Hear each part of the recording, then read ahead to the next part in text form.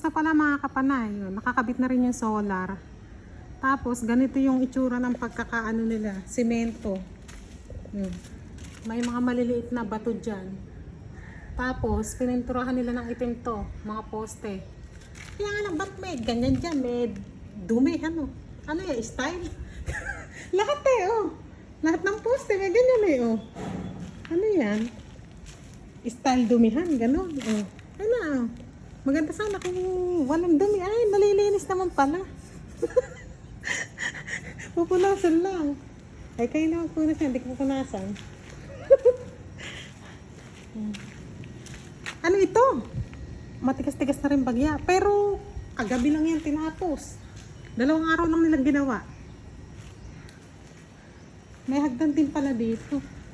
Ba't kaya may hagdan pa, ano? Ay, tamang-tama sa akin tong hagdan. Para makakachismis tayo. Ano? Makikita lang na tanong natin yung mga kapitbahay niyan. 20 piraso yan, solar. Ito na naman itong upuan. Kung saan na pupunta to yan? Kahapon andun yan eh. Ganyan lang. Natapos sila kagabi, mga ano na. Anong oras na ba? Mag-aalas 12 ng hating gabi.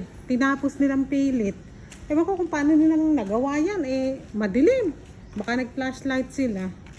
Hindi ko naman tinitingnan at puro lalaki. Ay, may tira pa pala sila ritong mga buhangin at bato-bato. Oh. Kailangan to tanggalin. Kasi pag hindi ito tanggalin, doon oh. Doon pupunta yan sa tuluan. Baka magbara pa. Ay, delikado. Baka bumagsak na naman yung kesame ko niyan. Maganda rin ano. Maganda rin ang natapos. May silong sa ilalim. Pagka mainit, may silong na siya. O, pwede ka na maglatag ng banig dyan. Pagdating ng asawa ko nga, maglatag kami ng banig dyan.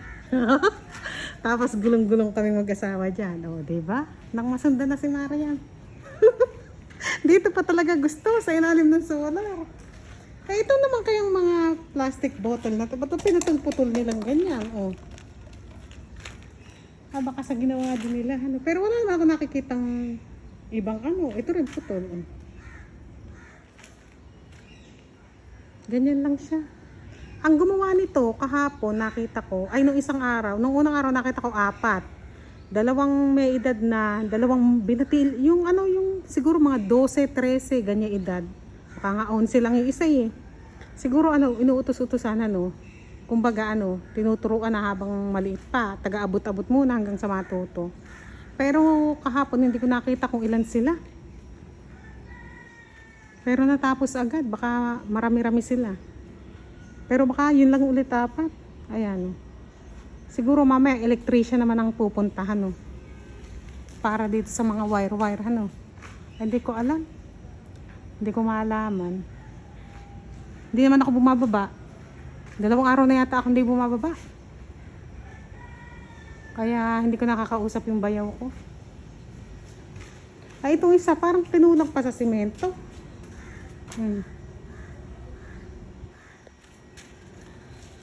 Saan kaya sila kumuha ng bricks? Mabigat yan eh.